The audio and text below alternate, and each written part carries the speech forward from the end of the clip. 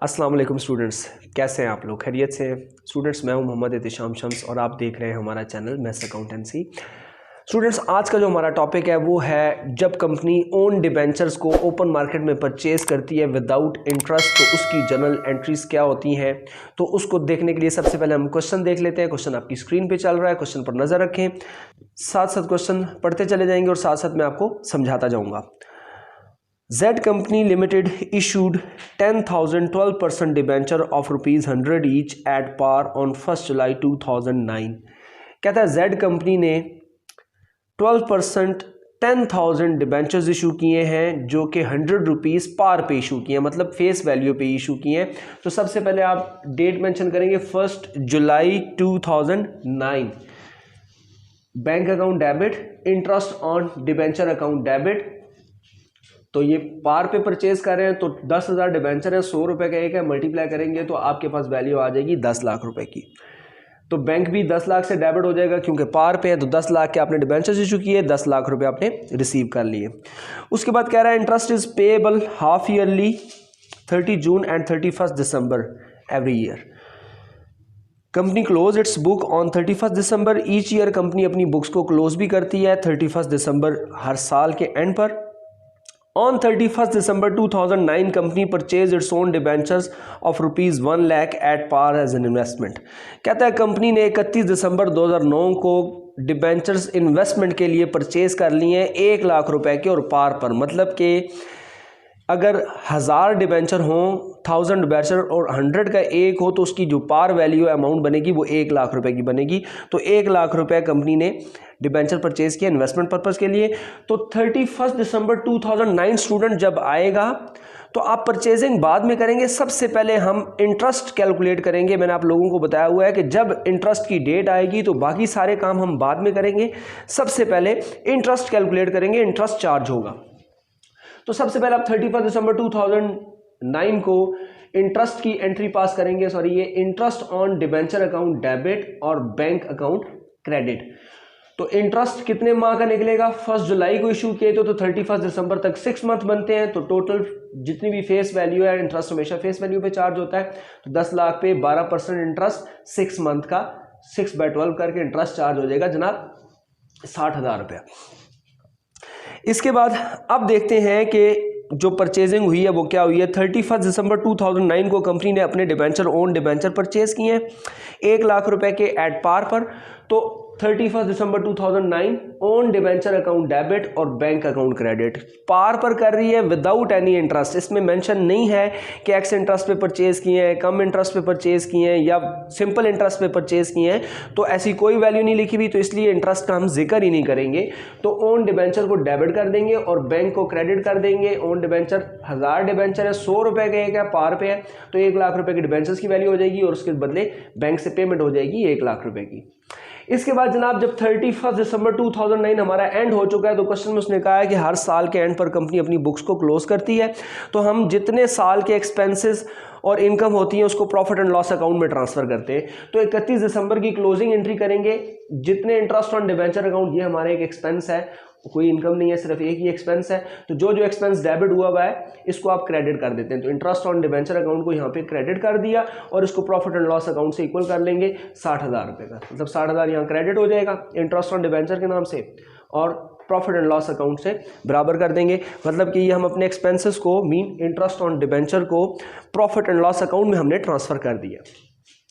इसके बाद students next statement पढ़ें। On 31st December 2010, it further purchased its own debenture 1000 debentures own purchase किए at 98 each। यहाँ भी इंटरेस्ट का जिक्र नहीं है, तो ये भी विदाउट इंटरेस्ट है। लेकिन यहाँ कह रहा है 1000 डिबेंचर परचेज किए 98 के हिसाब से परचेज किए हैं। तो 31 दिसंबर 2010 पहले आएगी। 31 दिसंबर से पहले आती है जनाब 30 जून 2010, क्योंकि क्वेश्चन में उसने बताया है कि साल में 2 दफ़ा इंटरेस्ट पे कर रही है कंपनी, 30 जून को भी और 31 दिसंबर को भी। 2009 हमारा पूरा कंप्लीट हो चुका है। अब जब 2010 के एंड की बात वो कर रहा है तो पहले 30 जून 2010 आता है। तो 30 जून 2010 को हम इंटरेस्ट की एंट्री पे पास करेंगे।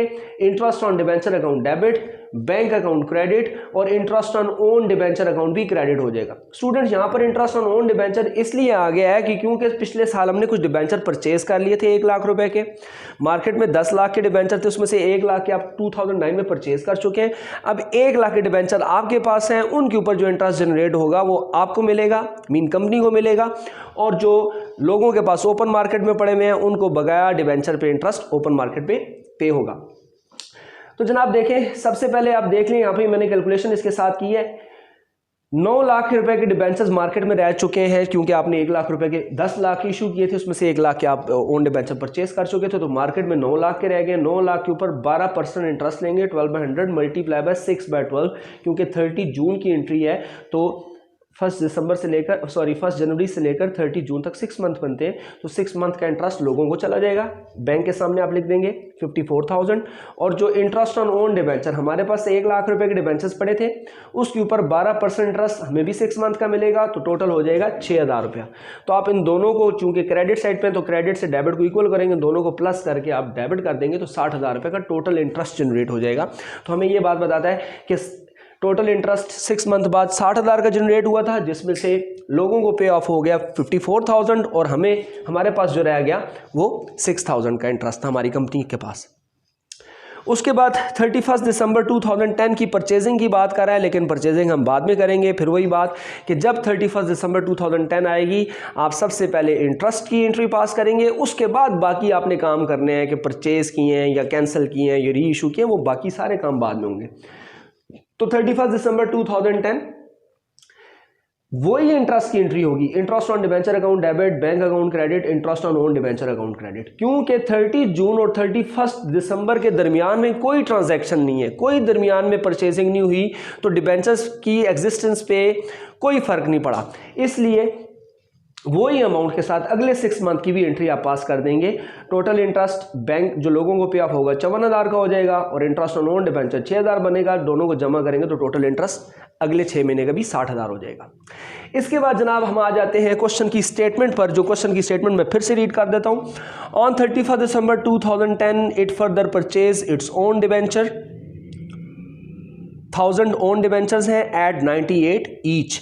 तो आप जनाब 31 दिसंबर 2010 की एंट्री पास करेंगे, own debenture account debit, bank account credit, 1000 debenture है, 98 रुपए का एक है, मल्टीप्लाई करेंगे तो 98,000 की अमाउंट आ जाएगी ओन डिबेंचर के सामने, और लोगों को पे ऑफ भी हो जाएगा 98,000 से, क्योंकि यहाँ पर इंटरेस्ट का जिक्र ही नहीं है, इसलिए हम इंटरेस्ट की बात नहीं करेंगे।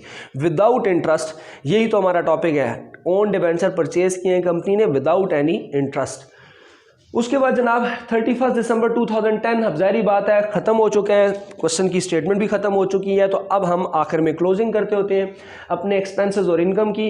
तो जनाब यहाँ से शुरू करते हैं 30 जून 2010 से। तो ये एक एक्सपेंस है इंटरेस्ट ऑन डिबेंचर 60,000 रुपये का, एक ये इंटरेस्ट है इंटरेस्ट ऑन डिबेंचर 60,000 रुपये का। तो दोनों एक्सपेंसेस डेबिट है, इन दोनों को जमा करके आप क्रेडिट कर देंगे। ये इंटरेस्ट ऑन डिबेंचर अकाउंट 1,20,000 से क्रेडिट हो जाएगा, और इसको बराबर कर देंगे हम प्रॉफिट एंड लॉस अकाउंट से। ये हमारा जो इंटरेस्ट ऑन डिबेंचर है, ये दोनों क्योंकि एक ही जैसे नाम से थे, इसलिए मैंने एक ही जगह इनको जमा करके लिख दिया। अगर डिफरेंट नेम से होते तो हम डिफरेंट नेम से एक्सपेंसेस को सबको क्रेडिट कर देते।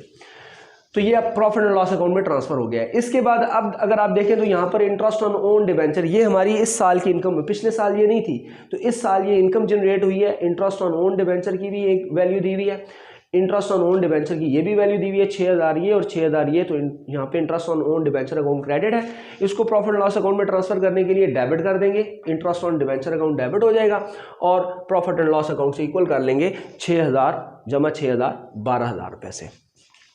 तो स्टूडेंट्स, ये था हमारा क्वेश्चन कि कंपनी जब परचेज करती है ओन डिबेंचर्स को ओपन मार्केट से विदाउट एनी इंटरेस्ट, तो उसकी क्या जनरल एंट्रीज होती हैं। उम्मीद है आपको आज का लेक्चर अच्छा लगा होगा, पसंद आया होगा। अगर आपको आज का हमारा लेक्चर अच्छा लगा है तो हमारे वीडियो को लाइक करें और हमारे चैनल को भी सब्सक्राइब करें, और बेल बटन भी ज़रूर पुश करें, ताकि हमारे आने वाली तमाम वीडियोज़ आपको नोटिफिकेशन के थ्रू मिलती रहे। मिलते हैं नेक्स्ट लेक्चर में, तब तक के लिए अल्लाह हाफिज़।